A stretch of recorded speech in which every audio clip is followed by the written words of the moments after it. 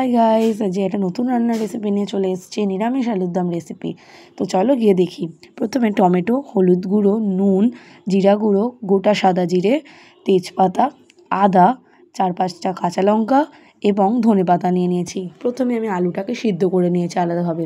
এবারে কড়াইয়ে তেল গরম করে সেই কড়াইয়ের মধ্যে দিয়ে দেবো তেলে তেজপাতা, সাদা জিরে, দারচিনি আর এলাচ দিয়ে সব লাল করে ভেজে তার মধ্যে আমি টমেটো, লঙ্কা আর আদার পেস্টটা দিয়ে দিয়েছি।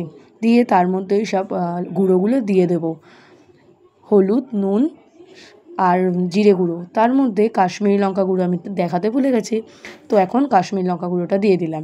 তো একটু ভালো করে নাড়িয়ে এরপরে কিছুটা কষে আসলে তারপরে আমি আলাদা করে রেখেছি গরম মশলা, আর ওটা কাসুরি মেথি ছিল।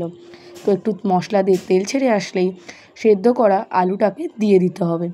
দিয়ে মশলার সাথে আলুটাকে কষিয়ে নিতে হবে ভালো করে।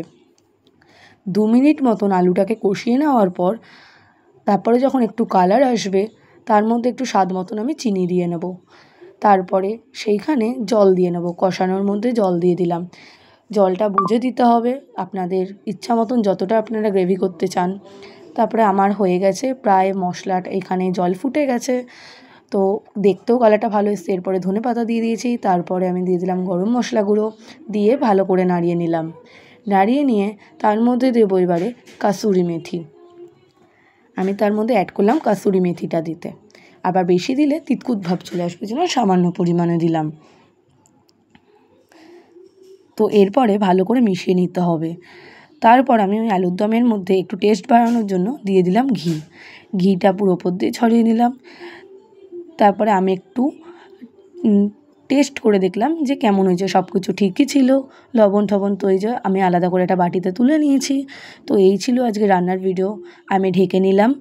তো তোমাদের ভালো লাগলে লাইক, কমেন্ট অ্যান্ড শেয়ার করে দিও। আজকে এই পর্যন্ত, অন্য আমি রান্নার রেসিপি নিয়ে আবার আসবো। Tata, by.